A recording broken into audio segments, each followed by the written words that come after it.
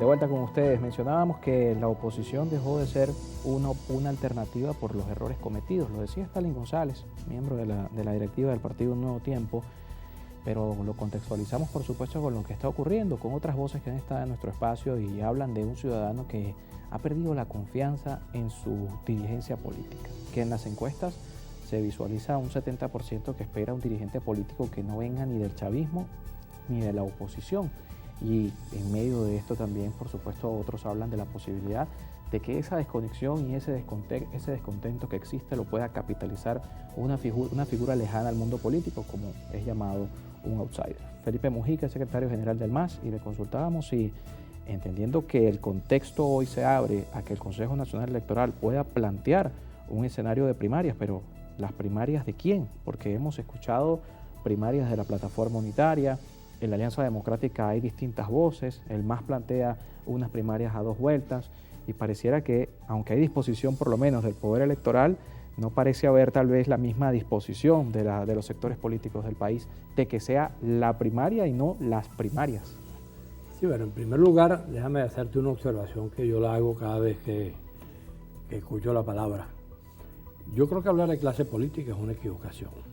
Tú sabes que el problema de las definiciones de clase, eso viene del marxismo-leninismo y es una definición económica, es la clase obrera, la burguesía. Hablar de clase cuando tú estás hablando de la actividad de alguien es un error. Porque, por ejemplo, no puedo hablar de la clase de los periodistas, Claro. Ni puedo hablar de la clase de los agrónomos, ni puedo hablar de la clase de los arquitectos. Entonces tampoco se debe hablar de la clase de los políticos, eso es un error. Entonces se lo he corregido a todas las personas a las cuales se lo escucho, trato de corregírselo, a lo mejor no creen que yo tenga la razón, pero yo hago el esfuerzo por corregirlo. Los políticos somos, como cualquier otro, una parte de la sociedad que puede cometer aciertos y errores, así como periodistas buenos y periodistas malos y periodistas que cometen errores, bueno, igualito pasa con los políticos. Entonces, ¿qué es lo que ocurre? Esa declaración de Stalin es una declaración que hay que hacerle un reconocimiento porque de ese sector de la oposición donde él milita, hasta ahora, no se había producido ningún reconocimiento público de que se habían cometido errores. Reconocer los errores en la conducta de los seres humanos es algo elemental.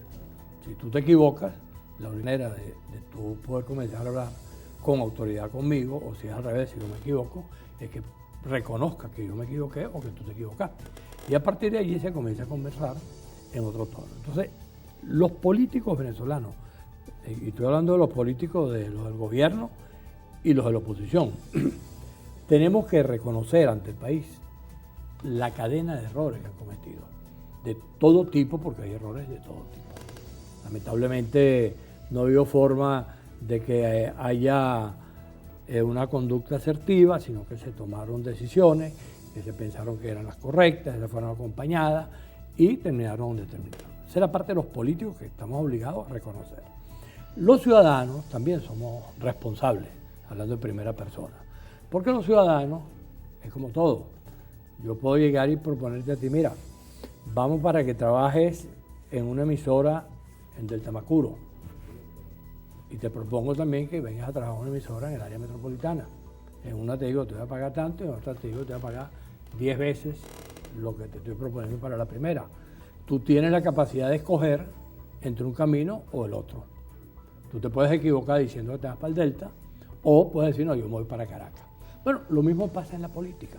Si yo te propongo a ti que votes, y hay otros que te proponen que no votes, y tú decides no votar, ¿a qué contribuye? A una equivocación que no va a ninguna parte. Yo he hecho el cuento siempre, yo tengo muchos amigos abstencionistas que yo les he dicho, el día domingo cuando estamos votando, bueno, mañana nos vemos, nos tomamos un café, almorzamos, nos tomamos un whisky, para que me diga a dónde vamos, qué es lo que viene ahora. Y siempre me han embarcado. Ninguno se ha atrevido a decir, bueno, Felipe, lo que viene después de haberme abstenido es tal o cual cosa. Ninguno lo dice. Entonces, la primera cosa es que, así como los políticos tenemos que reconocer los errores, los ciudadanos también tienen que reconocer el error de haber participado en un esquema abstencionista. Porque a mí me dicen, por ejemplo, 2018. Claro, pero el ciudadano cree en los políticos, es decir, el ciudadano espera que los políticos sean los que guíen el destino del pero país. Pero había ¿no? las dos opciones. Yo decía que participaran y que votaran, y no me hicieron caso. A lo mejor le hicieron caso a otro que llamó a la abstención porque no creyeron en mí. Por eso te pongo el ejemplo de si vas a trabajar en Delta o vas a trabajar en Caracas. Hay otro ejemplo igualito. Vámonos para La Guaira. Tenemos 3 maneras de ir para La Guaira. Nos vamos por el Camino de los Españoles, por allá por la puerta de Caracas. Nos vamos por la carretera vieja de La Guaira o nos vamos por la autopista. Si te vas por el Camino de los Españoles, te tienes que ir a pie o en burro. Si te vas por la carretera vieja, sabes todo lo que te puede pasar. A lo mejor ni llegas a La Guaira. Y si te vas por la autopista, en 10 minutos estás en La Guaira. Entonces, las opciones están abiertas y los ciudadanos tenían la posibilidad, por ejemplo, en el 2018, para decir algo que recuerdo, podían haber votado por Falcón. Pero decían no sé cuántas cosas de Falcón. Que hoy lo están permitiendo participar en su ¿qué hubiese sido peor? ¿Falcón o Maduro? Bueno, los ciudadanos tuvieron la posibilidad de decir a favor de Falcón. Entonces, haberse abstenido es un error propiciado por los políticos, pero también cometido por los ciudadanos. Y los ciudadanos, abiertamente, también tenemos que reconocer el error, los que hayan cometido el error de abstenerse y decir, mira, no vuelvo a cometer ese error. Porque los cambios y lo que hay que hacer en Venezuela, tenemos que hacerlo a través del voto.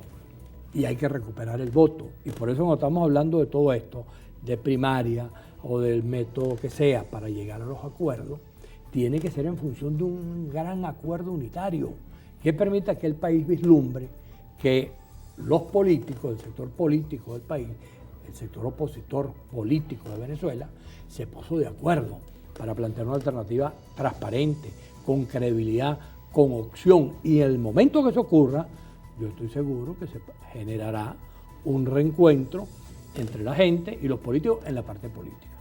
Hay otro problema que es el que tiene que ver con la vida cotidiana de los venezolanos, los cuales todos estamos padeciendo lo que sea. Hoy, por ejemplo, vi los profesores universitarios hacen una protesta. El sector salud también está en la calle. Parece que identificaron un político en la protesta y lo sacaron, lo pitaron, le empezaron a decir que se fuera. ¿Por qué? Si él está dispuesto a acompañar eso, ¿por qué lo vas a correr? Déjalo tranquilo allí, deja que te acompañe. Y lo mismo ocurre para cualquier otro tipo de circunstancia. ¿Qué pasa, por ejemplo, si Henry Ramos y Bernabé dejan de pelear? Vamos a seguir diciendo que como peleaban no van a estar juntos. O lo que ocurrió en Copey, que se fraccionó en 6 pedazos, no sé en cuántos. O lo que ha ocurrido en varios partidos políticos de la oposición, en una buena medida estimulado por el propio gobierno. Vamos nosotros a seguir conviviendo con el asunto de que aquel no, porque aquel es negro, aquel es blanco, aquel es amarillo, aquel es verde. Eso no tiene sentido.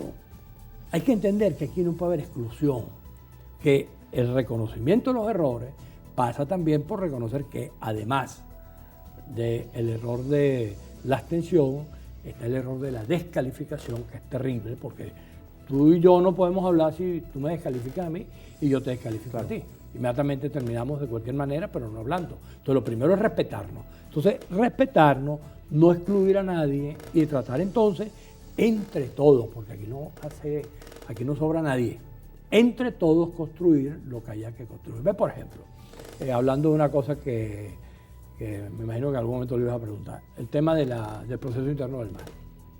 Nosotros tenemos 10 años hablando de diálogo, reconciliación, unidad. Bueno, vino este proceso del MAS. Nosotros allí teníamos los mismos problemas que tienen todos los partidos. Diversidad de opiniones, gente que no reconocía a fulano, gente que no quería que fulano tuviera aquí, el de la región tal.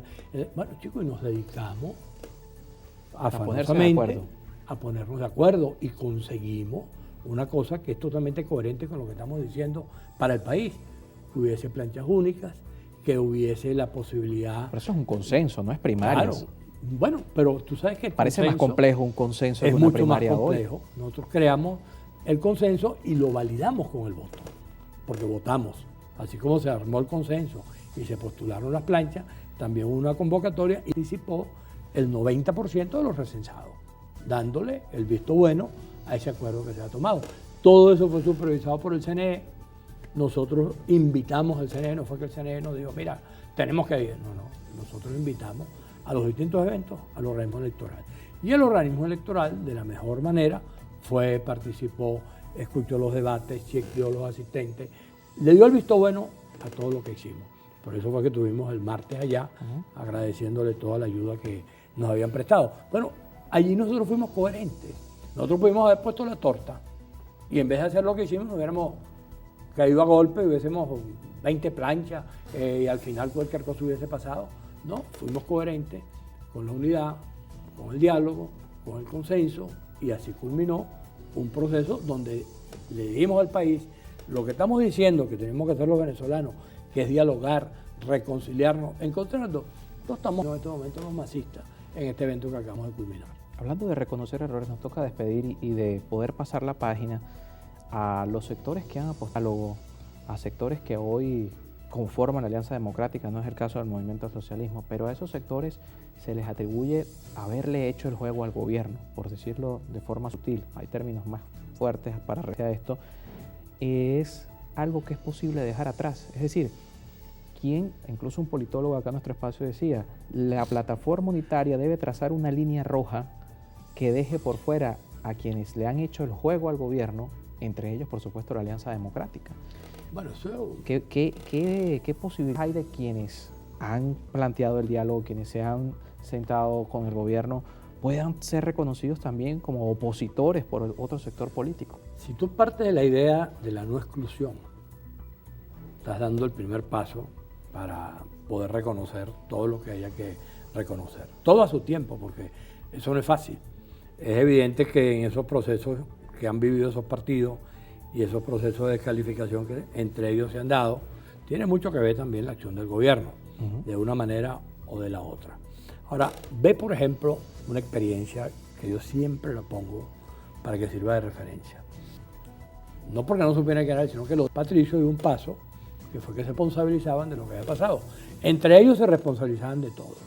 Pero la vida, porque la vida es mucho más rica que los odios o que las rabias que se tengan entre y Mengano, la vida lo fue llevando a encontrarse.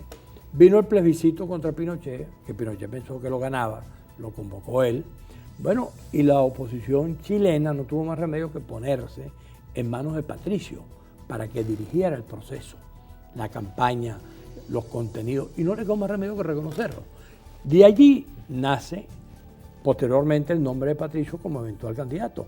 Cuando la gente habla de outsider, el ejemplo de Patricio vale mucho porque el outsider solamente podrá aparecer en la medida que el proceso avance y alguien con las condiciones tales o cuales comience a hacer las cosas que hay que hacer y comience a cumplir con los compromisos. Pero hay un tema clave, el mundo político, para no decir la clase y aceptar la corrección, tenga la voluntad de reconocer que no soy yo, es él.